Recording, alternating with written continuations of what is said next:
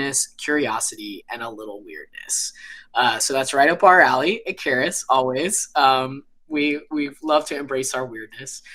And so I know folks are going to get really excited about that. So first, I want to introduce Lerita Coleman Brown. She's a professor emerita of psychology at Agnes Scott College, which is our school store partner. She is a spiritual director and companion, writer, retreat leader, and speaker. She earned her BA from UC Santa Cruz and her PhD from Harvard University. Lerita completed the spiritual guidance program at the Shalom Institute for Spiritual Formation and promotes contemplative spirituality, the living wisdom of Howard Thurman, and uncovering the peace and joy in one's heart on her website, LeritaColemanBrown.com, and other social media platforms. She appears in the documentaries Back Against the Wall, the Howard Thurman story, and The Black Church, This Is Our Story, This Is Our Song. Her book, When the Heart Speaks, Listen, Discovering Inner Wisdom, was published in 2019. Her newest book, What Makes You Come Alive, A Spiritual Walk with Howard Thurman, was published in 2023. And you can see that on our YouTube channel if you want to go back and watch that conversation. Lerita is a most grateful 28 years and heart and kidney 17 years transplant recipient and survivor of several other medical ordeals. So we are glad that you have survived and that you're here with us today. And we're very glad to be celebrating with Cassidy Hall, who has a MA, MDiv, MTS, and is an author, award-winning filmmaker, podcaster, ordained minister in the United Church of Christ, and leading voice in contemplative spirituality. She is the co-host of the Encountering Silence podcast and the creator of the Contemplating Now and Queering Contemplation podcasts. Her films include In Pursuit of Silence and Day of a Stranger. The book that we're celebrating today is Queering Contemplation, and it was just released this month. Cassidy is widely published and currently resides in Indianapolis, where she is studying for her DM degree. So we're very, very, very glad to have you here. Glad to have everybody watching with us. If you want to shout out where you're watching from, you can do so in the chat. You also may ask questions at any time. If it strikes you, go ahead and put it in the chat so that we can know that we have some questions to get to. But without further ado, I'm going to get out of here so that y'all can get right into this exciting conversation. Thank you all so much for being with us. Thank you. Thank you. Thank you, ER. Cassidy, it's such a delight to have you here in Atlanta. Well, not here in Atlanta, but with us here in Atlanta. And I said, I think, across the nation to talk about this wonderful book that you've written. So I thought we would begin with maybe some clarification for people who might not be familiar with some of the language that you use in the book. I know as a cisgender Black female and an elder, I grew up with this notion of queer being sort of a pejorative term. But in your book, not only do you change that, or not, I shouldn't say change it, but certainly present it in a different light, but you also use queer as a verb, which I had never seen before. So maybe you can tell us a little bit about the history of that and maybe the history of your coming to write this book. Yeah. Thank you, Lerita. It's great to be with you. And, I love that ER emphasized the weirdness in the description of the book. That always makes me excited. And as you said, I don't want to dismiss that this word has caused a lot of harm. And that's so important to name as an important part of the conversation. Mm-hmm. And the reason that I chose to write this book, Queering Contemplation, is largely because I did not see or hear from any other queer contemplatives when I was reading. I was mostly reading Thomas Merton, Richard Rohr, largely white, straight, cisgender men who were presumably celibate. And so there was something missing in terms of, my experience with my own embodiment. And it's not that queer contemplatives weren't there. It's that the writing, wasn't happening, or it wasn't emerging, I should say. The writing was happening. There's always been queer contemplatives. But yeah, so I dug a little deeper into this word queer, and the etymological roots of the word queer come from, I believe it's 15th century Scots, a language of Scotland. Mm-hmm. And the word originally meant things like strange, odd, oblique. So if you think of it that way, the majority of the life of the word has meant this kind of strange, odd, oblique, unique. And I toss in weird. And I think back to kind of my own reclamation of weirdness, when I began kind of accepting weird as this like positive affirmation, Mm-hmm. because when we name something as weird, we're often pointing out our own discomfort. We're often pointing out our growing edges, and we're often um, just being given a gift of really acknowledging, oh, I'm saying something's weird because I don't yet understand it. And so it's really a beautiful gift to open each other up more. And in the book, I write about how queer for me is the way I kind of tilt my head to look at the world. And there's two other definitions I want to share. One is from the Reverend Dr. Pamela Lightsey, who says, to say that I'm queer is not only my self identity, it's also my active engagement against heteronormativity.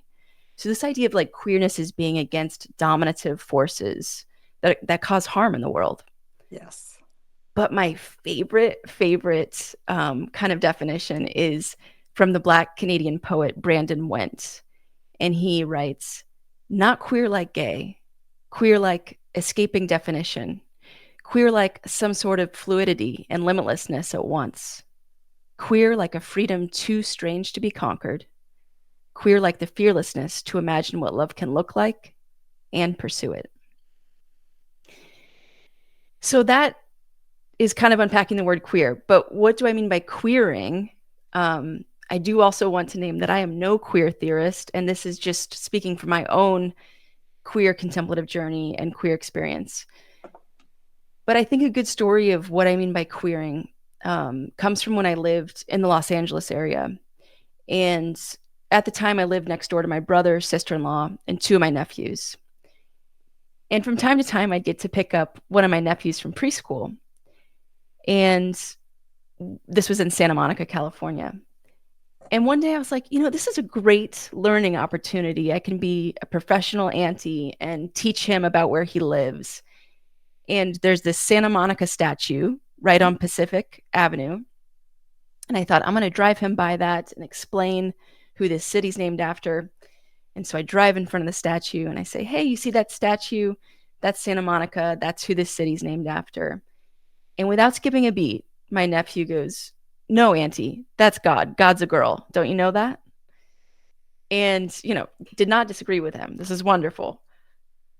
And then about 2 or 3 weeks later, I thought, I'm going to do the same thing and see what this little philosopher says. If, same answer perhaps.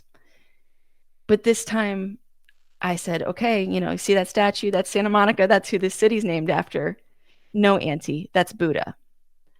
So the reason I love that story is because in many ways, my nephew was kind of queering this statue. He was moving the immovable. He was shifting the solidified. He was, literally like totally changing a statue, something totally unchangeable, so to speak. Right. And I think that, that invitation goes to ourselves too, because I think all too often we need to queer ourselves because we say we're always like this or we're never like that, or we say that about our partners or our friends, in the ways that we can really, peel back our clenched fists, so to speak. Yeah, it sounds in some ways like a deeper reflection on whatever it might be. So I know you have a variety of topics in your book, queering monasteries and queering mysticism and queering the self and queering the desert. So, and I was very excited about the one on mysticism because you say, mysticism is queer. Yeah, yeah. Well, yeah, I mean, because these people have often been ostracized because they're Yeah. looking at the world in a different way than most people. Yeah. Yeah. And mysticism, if it's about that kind of continual transcendence or like enmeshment with God, it's always, coming from people who are enacting strange things and doing strange things or writing strange things. St. John of the Cross, talked about eroticism basically with Jesus. And there's a lot of romantic language around his love of Jesus and God. Um, some have written about wanting to make a lake of beer for God, and there's all kinds of different ways that the mystics have proven mysticism's innate queerness. And the mystics have fallen in love with trees. And Lerita, I know I have a quote from you in the book about how mysticism is for everyone, but I think I would ask you a couple things. What would Howard Thurman say about this? Mm-hmm. And then also, who can be a mystic? If mysticism is for everyone, can everybody be a mystic? Who can be a mystic? Well, it's so interesting that you would ask that question, because I think Thurman was actually queering mysticism as he did Christianity in his book, Jesus and the Disinherited. He queers mysticism by reading all the great mystics and then saying, well, they're not all sort of old white male or female in cloistered communities, praying all day, holy people, right? Because I think we walk around with this notion that mystics are holy people and that God has appeared to them and they're special and they're on a pedestal and all of that. Yeah. And he basically said, well, no, because he knew. I don't think he would have labeled himself a mystic, but he knew he was a mystic. Yeah. As well as knowing that there are probably different kinds of mystics, that it wasn't just a particular kind, but that there are a variety. And even he's writing about this in the 1930s. I mean, this is a variety of types of mystics. So he had sort of categories of them. But it was very clear that to him that, and he tried to destigmatize the word by calling it a creative encounter or religious experience. But these transcendent experiences or whatever can occur to anybody. And at any time. So you don't have to be in church, you don't have to be praying. You could just be, outside, or you could just be, walking, or you could just be in your kitchen.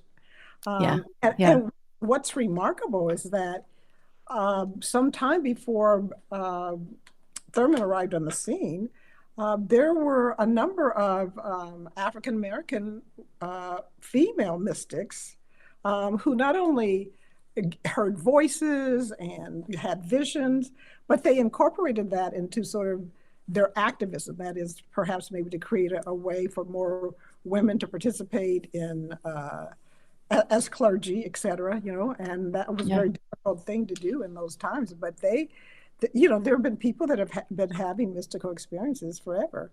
I would say, though, that Thurman's definition would say that everybody can be a mystic, but he would say that for him, part of the criteria was that you have yielded the nerve center of your being to the divine. Whoa, say that again. I love that. Yield the nerve center of your being to God or to the divine. Yeah. So it's kind of like a commitment. And in my book, I talk about, I talked with a few people about being mystics, and they were saying, they've had these mystical experiences. So I said, well, so would you label yourself a mystic? They said, well, I'm not sure if I'm ready to give up that much control. Wow. I mean, because it requires a certain kind of surrendering that I think most people might not want to do. That's not to say, though, that they aren't having that kind of way of seeing the world in a different way than perhaps most people. Yeah. Yeah, you brought up the how, mysticism can seem so far-fetched or not for everyone, and I appreciate the way you're bringing it back to the here and now, that it can be everyday experiences. And I find the same thing for the word contemplation or contemplative life. People Mhm. often think it's like, oh, I need this perfect practice to be a contemplative, and this and that. And I think, like, to your point, I think if we recognize the moments that are already happening, you know, pausing to look at the tree out my window, or, taking a deep breath while folding laundry despite the screaming children around me, Yes. whatever it might be, I think recognizing the moments that we're already doing these things, or already, um, say it again, surrendering my nerve system to the divine, Yeah, yielding the yielding. center of my nerve center to God or to the divine. Okay. I Yeah, love that. That's yeah, great.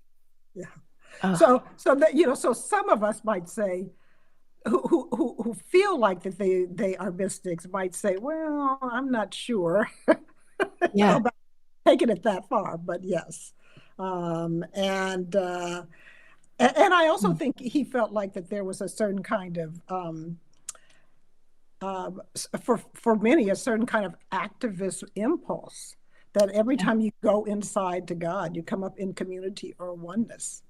And that, once you start sort of engaging in regular contemplative practices, such as prayer or meditation or whatever, that there's something in you that urges you to move towards this oneness and to begin to remove the sort of humanly imposed barriers that we have all around us to Mm. that.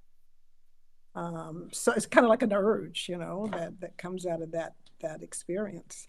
Um, And I like that you said that most mystics probably wouldn't name themselves as mystics, because also what you're describing, what I'm hearing, is kind of that wordless unknown place, for those who've experienced maybe in a silent sit or silent prayer sit, whatever you might call it, meditation, kind of that moment you get to where it's a wordless place where but as soon as you try to name it, it's yeah, gone. it's gone. Yeah. Just like the mystical moment. Yes, yes. And I think that as you point out several times in the book, it's being in that moment. Mm, That is so important. That and if you pay attention, I loved what you had to say about paying attention and sort of querying attention. Because so many of us are so distracted. But yeah. there was, sort of one line that I just jumped out at me, and I said, I've got to take this on the wall. You said queer contemplative attention is a disarming act of witnessing life Mm, at the pace of stillness. mm, It's just so beautiful. mm. Thank you. Yeah. Yeah, you might experience this too when you write a book, and sometimes you hear things back and you're like, oh, I need to hear that too. I Like, should have written the page down. yeah, yeah, yeah. Oh, yeah, yeah. The idea of the pace of stillness is really. Um, I was just talking with someone about groundlessness and accepting groundlessness in my life, and all the uncertainties we face every day, in our own lives and around the world. And um, yeah, and that pace of stillness reminds us to kind of bring us back to what's here, right? Our embodiments, um, our ability to surrender to the divine. Um, and I think that pace of stillness really reminds us that our attention is such a gift in the present moment, and how we spend it is really, really crucial. Mhm, mhm. Yeah. Well, just even giving thought to what is the pace of stillness. Mm. If you've, so for example, if you've ever gone outside and just were in it, I mean, that's usually where I engage stillness in Yeah. particular. You know, it's almost as if it's a pulsating energy, and it's Mm. pulsating, but it's not fast. Sort Yeah. of, I think also of clouds passing across the sky or hawks, flying through the sky. There's a certain stillness in that. And Yeah. so it made me actually think about how am I moving through my life, Mm. or how am I just walking, right? Just, because, usually, I'm in a rush to go do something, right? And so Yeah. I love that. I mean, a contemplative attention is the disarming act of witnessing life at the pace of stillness. That's just beautiful. It's definitely a reminder that I need. Today I was sitting outside, and because I was being still, I was stilling myself. I was still actively like looking around and moving to some degree, but because I brought that stillness, because I met that stillness in that moment, I was able to see more. I was able to experience more. My senses were more even sensitive to what I was seeing. Yeah, Um, like the yeah. birds look different. They're more bright. They're more colorful, and everything just is more. I was thinking the other day about just the contradiction of alongside this the pace of stillness thing, the contradiction of the world being so beautiful that we have to let go of everything in order to see anything. Kind of these contradictions, like really just playing with these contradictions of Yes, this vastness and like the pace of stillness and those kinds of things. yes, absolutely. Mm. Well, so the other one of my other favorite of the many favorite, but my other favorite chapters was on queering the true self. Mm. I'm a little biased because I used to teach classes on the self concept as a psychology professor. And Yeah. I was always very curious, not by the psychological literature at all, but just by the idea of, what is the self, or how do we get a self concept, and or how do we find out who we really are, as opposed to how we've kind of been set up in some ways. Maybe you could talk a little bit about queering the true self. Yeah, I think one thing about queering the true self, in that chapter, I was able to really learn from a lot of people while writing that chapter, because I don't have the experience of a trans person, a gender expansive person, a non-binary person, and that felt like a really important aspect of the LGBTQ community to address in this chapter, because it's an experience I don't have. So I was yielding to the wisdom of those experiences. And alongside those experiences, LGBTQ people have had to fight a dominative narrative in their life in order to be themselves, right? So this idea of the true self is this resistance of the dominative narrative of heteronormativity, patriarchy, right? All these things. And I think that chapter, I learned probably the most writing that chapter, because the true self is, as you were saying, it's kind of this ever evolving, ever becoming thing in our lives, and something that I will be a different person tomorrow than I was today. And, a year from now, I'm going to look entirely different or feel entirely different. And I think that's the beauty, is that this continual blooming, this continual unfolding of our own lives. And, you know, didn't Howard Thurman speak quite a bit to this, like the sound of the genuine and those kinds of things, the inner sanctuary? Absolutely. As a matter of fact, I think part of his call was to help people to sort of unearth or uncover, Mm. as he would call it, a accurate self portrayal. Mm. Because and speaking primarily to the Black community in the Jim Crow South, who were constantly being denigrated, and having that reinforced by the social restrictions of segregation. And so he saw around him so many people with low self-esteem, and not feeling like that they were worthy enough. And so he spent a lot of writing on, not only on you are a worthy being because you are a child of God or a child of the divine, but because you need to understand who you are without all of these trappings, without all of these attributions, And he felt that if you had an accurate self-portrayal, that you're much more likely to fulfill your potential. Hmm. I mean, some of it comes, I think, from having some good family or community support. Yeah. That's always very helpful. But he felt like the true self sort of begins with asking yourself a set of questions like, who and to what do I belong, Mm. as well as uh, you know, where did I learn about who I am? Yeah. And so, and he found that it was very important. It was in his view that it was very important for those who might be called to move against injustices, that they had to know who they were. Yeah. And, so, they had to know who they were. And he even later published some papers on, he felt like people needed a working paper that you should review from time to time, about, sort of, Huh. what are you doing?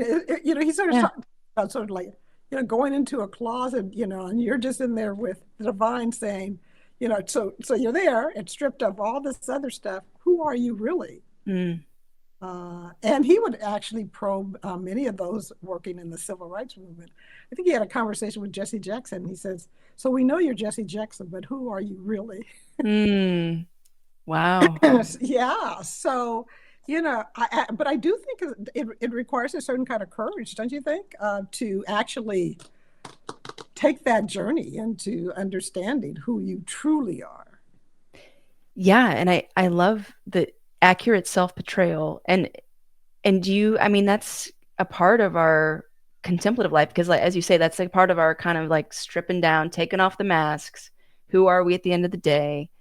Um, and to your point is so important about community, family support, the ways in which that impacts our lives and society at large, Mhm. telling us either, narratives that are wrong about our personhood or that are harmful or violent towards our personhood. And so, yeah, the necessary pieces for that to be in place. And I love that working paper because kind of to have that constant check, that continual check on that is a really, really Yeah, and useful. not only, where are you at this moment, or what are you doing with your life? Because he felt Yeah. like everybody needed to know, why are you here and what are you doing with your life? But also, how are the decisions that you make going to affect somebody else? Mm. So he wrote a paper many years ago about um, the self and world mindedness. Say more about that. Well, he basically sort of felt like, you're not out here by yourself, Mm. and always thinking about you're part of community, you're part of the oneness, and so, as you are crafting your life, you need to know, and making the decisions that you make, you need to know who are they going to impact, Yeah. and in what way. And just think if people were doing that, where we would be. Right. Yeah, Right. And a lot more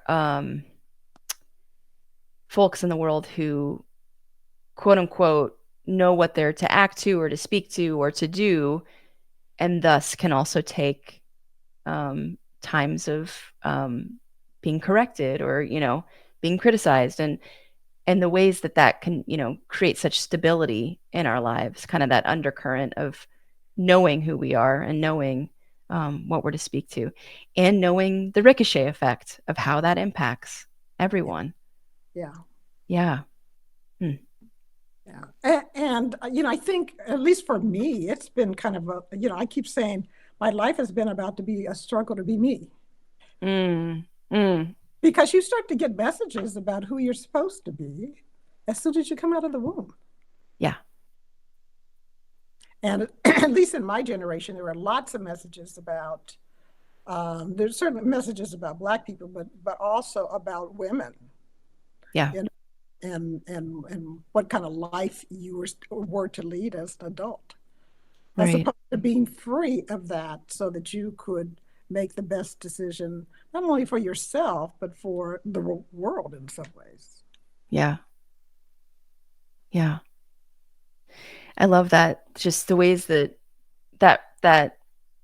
the necessary resistance that we need towards these dominative things, dominative narratives, dominative forces, um, that we need in order to get to our true selves, in order to be our true selves, in order to get to that place where we can actually sit down and take off our masks and say, okay, here I really am, because now I'm not sitting here with these narratives. I'm not sitting here with these things telling me who I am or what I am. And Right. it's such a crucial aspect of life. Oh, it is, and it's hard to. And again, I think engaging in some of the contemplative practices, whether they are, as Barbara Holmes would say, in the middle of a gospel song, right, Yeah. or a dance or whatever, or sitting in quiet, it seems to like wake up in a certain kind of awareness. And it's sort of like, Yeah. I think that's the beginning of that journey and then when you're open to, um, or not afraid of stepping out of, um, you know, the prescribed role. Right. Right. And in some cultures, I suspect you never can. Mm. Yeah. That's a good point. Right. Yeah. And I often wonder what happens to the person. I mean, certainly they have an inner life.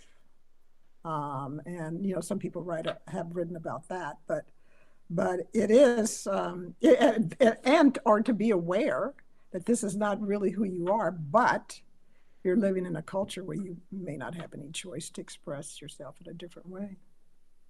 Yeah. And all the ranges of aspects of identity that can impact. Whether you're in a situation where there's kind of just no way out, which we're seeing in the world in many, many places right now. Mhm. That's such a rich reminder that we all have an inner life, and recognizing that, that access to really accessing my true self, to really, unfolding my true self and all of that is such a privilege, and such that I have the time, the capacity, and the opportunity to, um, practice contemplation, or to, even look at this tree, with some silence or some quiet around surrounding me Yes. is not something to take for granted. Like, it's such a good reminder. Yeah. Yeah. Mm. Well, is there a particular part of the book you might want to read? Some passage you might want to read to us? Sure.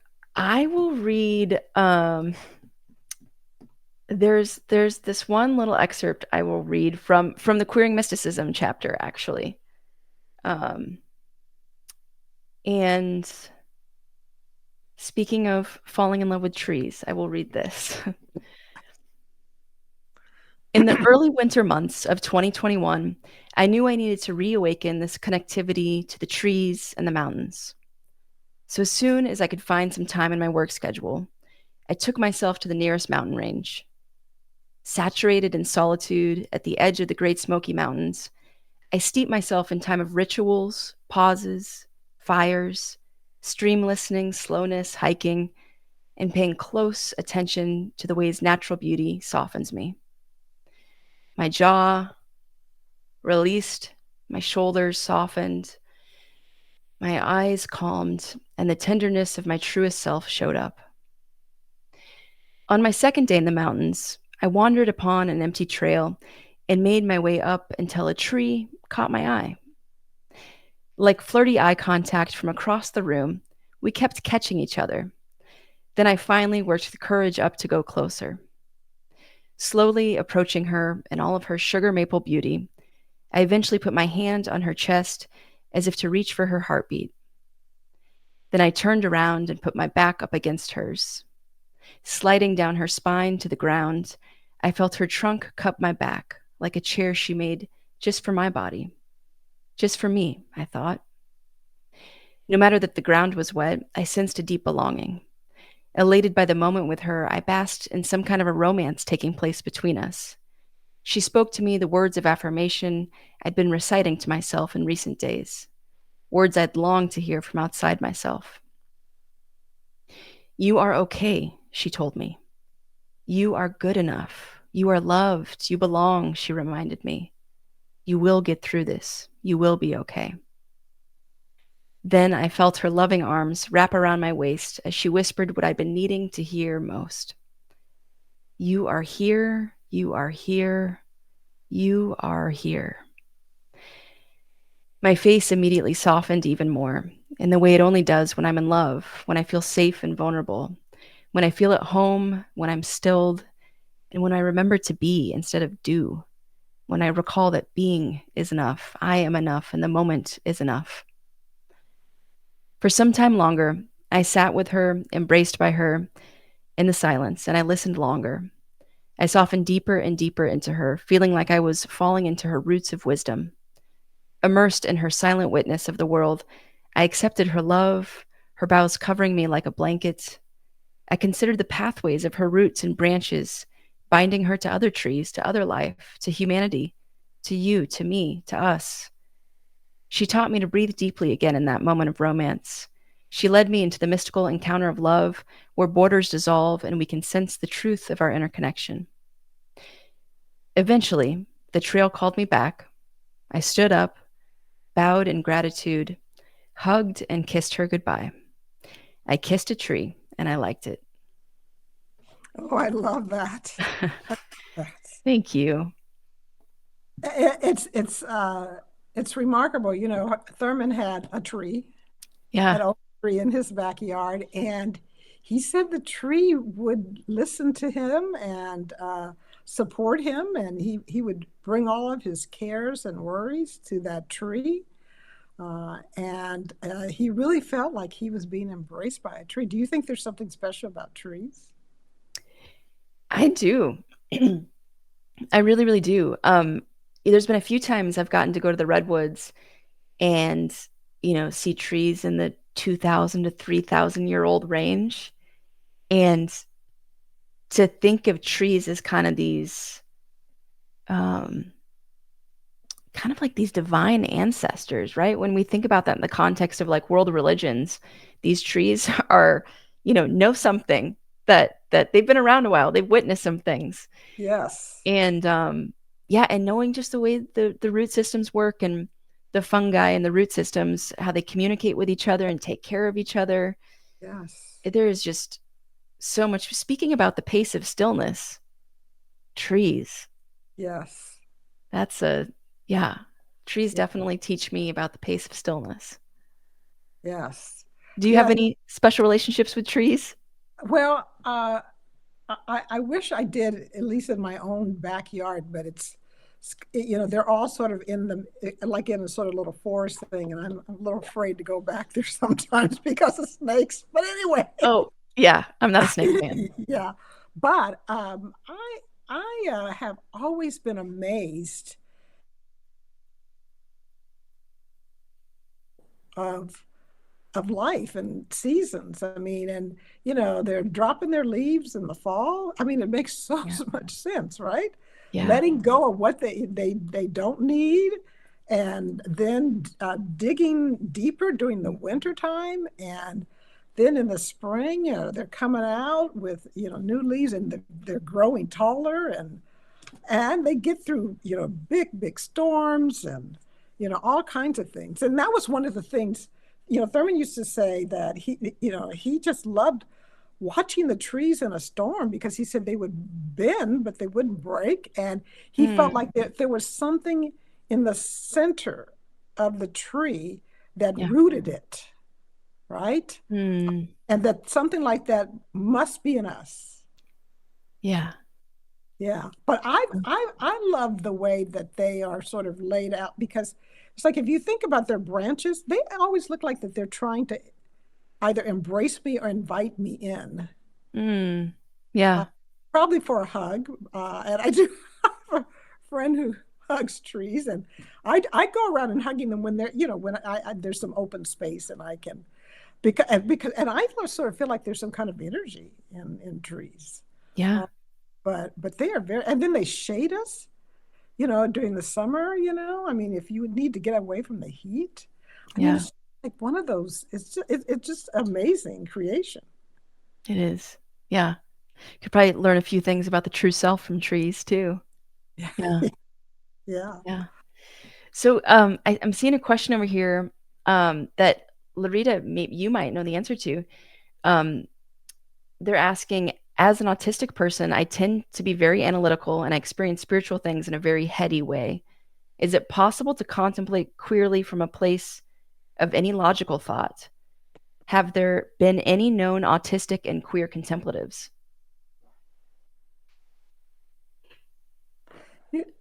I don't know.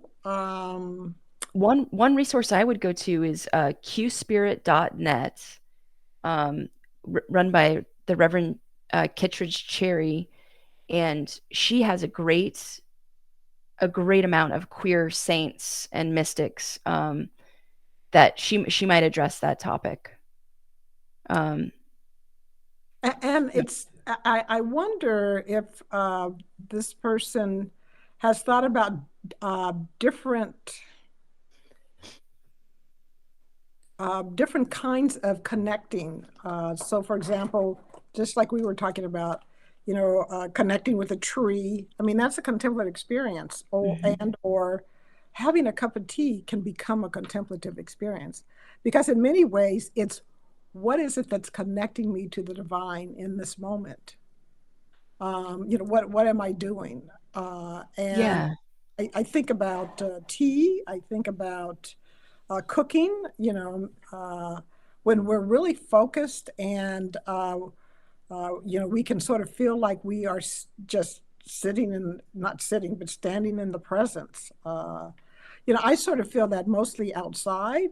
So this might be great for this person to go outside, yeah, and just bask in some stillness, as well as walking, things that can sort of bring the experience out of your head into more other parts of your body, and you can feel the embodiment of it. and while using that logical need to connect to something logical or tangible, like the cup of tea or like the walking, and yeah, Right, yeah, right.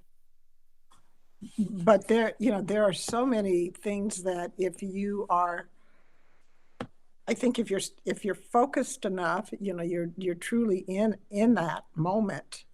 Um, you can I can feel the presence yeah, around. Yeah. yeah.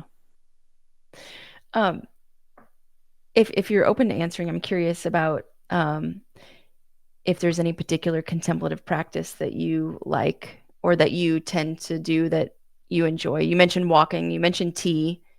Um, Well, I also, of course, I sit, in meditation, and I don't always enjoy it. yeah, yeah, same. Because usually the first few minutes are like, my mind's like does not want to stop racing. Yeah, But I have found that if I commit to, yes. yes, it's the commitment, It really. is a commitment. Yes.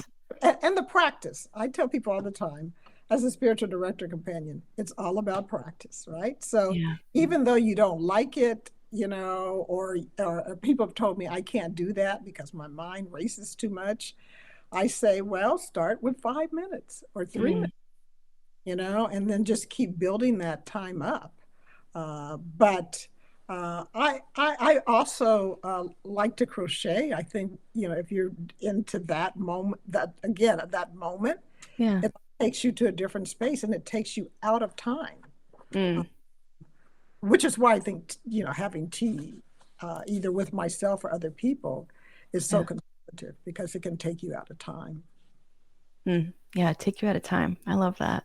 Yeah. Yeah. It takes you out of time. Yeah.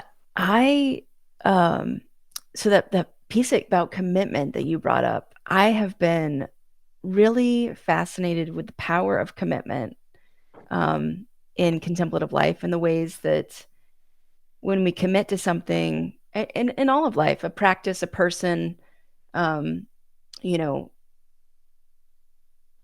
some aspect of who we are or something, it seems to me like we can access a depth that we couldn't otherwise reach. Yes, I agree. Yeah. I absolutely agree. Because I think somehow, and Thurman would probably agree, because he, in his book, The Creative Encounter, which he wrote in the late 50s, Mm. he says every time you connect with the divine, um, it should affect, he called it the nervous system, but he was basically talking about neurotheology in the late 50s. That's in the creative encounter? Yes. Okay, okay. Yes. And so, Wow. and then eventually, your emotion and eventually your behavior. Yeah. And so he was also one who I think was, he didn't say that, at least I haven't read yet, that he was meditating every day, but he was meditating, underneath the tree. And he says that. Yeah. He says, I found out later what I was doing was meditation. He didn't know that's what it was. That he, he I think that it opens us up to, that sort of, as you say, kind of queerness, that boundless, no categories of a space Yeah. that you can't get to on your own. Yeah. Yeah. And that, like, that boundlessness, that spaciousness, you know, I I always want to, like, be sure that it's clear that when I'm talking about queerness, and I know that you know this, sometimes it can seem like we're talking about everything, so we're talking about nothing. But Mhm. I see queerness more as it's everything, but it's everything loving, justice seeking, liberative. It's a different Yeah. kind of everything in the way that I'm kind of using it. So yeah. Yeah. Yeah. There any more questions out there? Let's see. Oh, someone in the chat said, "Will they lead us in a contemplative experience?" But we did not prepare for that. Well, let me just ask you one other question, and maybe we Yeah. can have a short period. Uh, Yeah. so, you have a section in here about queering rituals, particularly, and you sort of specifically talk about the chaplaincy as an example of what happens when you kind of remove some of the rules and regulations and you actually are able to connect with somebody. Yeah. And I really love that, because I think sometimes, and not just I'm not saying that I'm against rituals, Yeah. Yeah. but but only to say that I think sometimes they kind of get in the way of the connection, and I mean, it could lead some other people maybe to the connection. But can you just maybe make a comment about uh, that experience for you? Yeah. Yeah. I think this really opened up for me when I was working as a chaplain and I was at a religious hospital, and so there were kind of these structures that we were given. This is how you introduce yourself and talk in the room, and they would encourage us to pray with everyone and this and that. And I wasn't there to I was there to accompany people and love people and care for people who are in some of the most uncomfortable and traumatizing times of their life. I wasn't there to traumatize them more. Right. And religion has done way too much of that. Hmm. So I kind of shifted the script, so to speak, and queered it, and just totally changed the way I went into the room, and um, even as little as like not assuming the name on the list was their chosen name. And that shocked a few people that, oh, like I can tell you what name I want to go by. And it's like, yeah, of course you can. Um, and, I kind of joke about this, but it's true that if, they wanted to sit in silence, I'd sit in silence. If they wanted to cuss, I'd cuss. If they wanted to, talk about their anxiety, we talk about anxiety. Um, and I think that was just such a beautiful lesson for me about learning um, how connecting often needs to happen outside the barriers of ritual, especially in religious settings, in my experience. And like you say, sometimes it's a different entryway or entry point, and that's also necessary and helpful for a lot of people. So, yeah, I think when we play with ritual, I think we can get somewhere maybe deeper, and I think that's what I was hoping to Yeah. to do. We have another question. It said, I would love to hear you all comment on the tension between the technological age, especially for young people, Gen Z, and contemplative practice, queering contemplation. Whew, the Yeah, tension between technology and contemplative practice, and especially especially what? among young people. Yeah. I guess I would say, I mean, I think the thing is the world has a lot of opinions on this right now. And I think first it's so important that, you know, we know that technology and screen time is causing challenges and causing harm and this and that. And we know it's a useful tool. And this balance is where it's Mm-hmm. so difficult. Mm-hmm. Um, and I think especially for younger people, I think one of the big concerns for me for younger people is the way social media is impacting mental health. And speaking of the true self, our knowledge of who we are, because we're being told so many things about how we should be or how we should, feel and those kinds of things. So the tension is there. That is for sure. Yes, and I think it will remain for quite some time for a couple of reasons. One is that children, I mean, like babies, Mhm. are looking at screens early on, right? From I've seen 3 month olds or whatever, as soon as they can kind of sit up, Yeah. and so their brains may be developing in a different sort of way, and whether or not that serves them well as adults, I think we are, will continue to that's going to continue to be a journey. Yeah. But, you mentioned this about it sort of facilitates lack of true connection. Mm. And I think that there is a yearning in each of us to belong. Yeah. And that's not going away. That sort of sense of needing to belong. And so at some point in life, I think it's going to show up, whether it could be when they're 30. I mean, most people don't really even pursue spirituality or contemplative practice until after they're 40. Yeah. Yeah. So, so and does it really matter in some ways? Because what did I say? As spirit is going to, Oh, yes. Spirit gets what spirit wants, so you might as well listen. yeah, Yeah. right.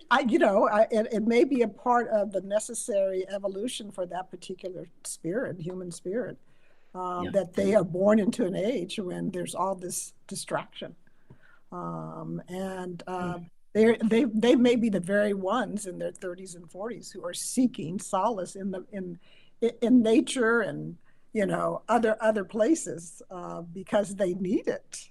Yeah.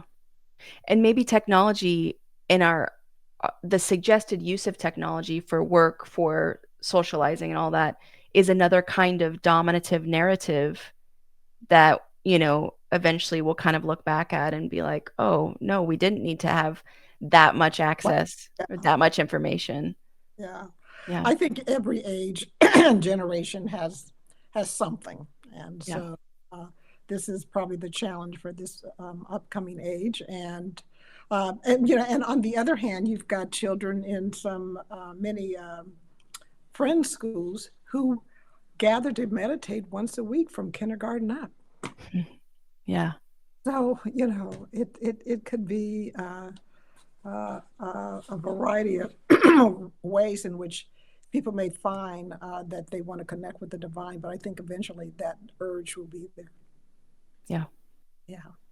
Well, let's invite ER back in to our discussion.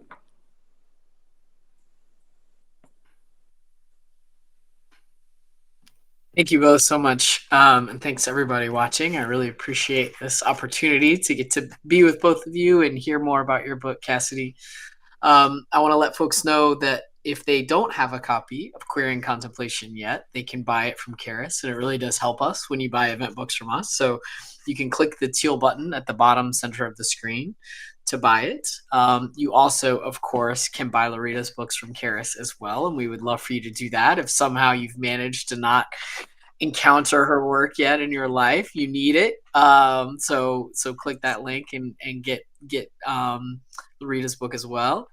And you can also watch the replay of Lerita's most recent event with us, which was in 2023 on our YouTube channel, which is youtube.com/Charis Circle. This event will also be put on our YouTube channel. So if there are folks who would really appreciate this event who weren't with us tonight, go check that out. Share that link. We really would love to get this event and this book out to more people. So particularly if you have a contemplative practice, or if you are in seminary, or you're in a theological program right now, it would be a great event and book to do a study around. So we would love for you to share with other folks. So thank you both for being with us. Thank you. Thank you. Hope you stay safe and well, and until next time, take good care. Thank you.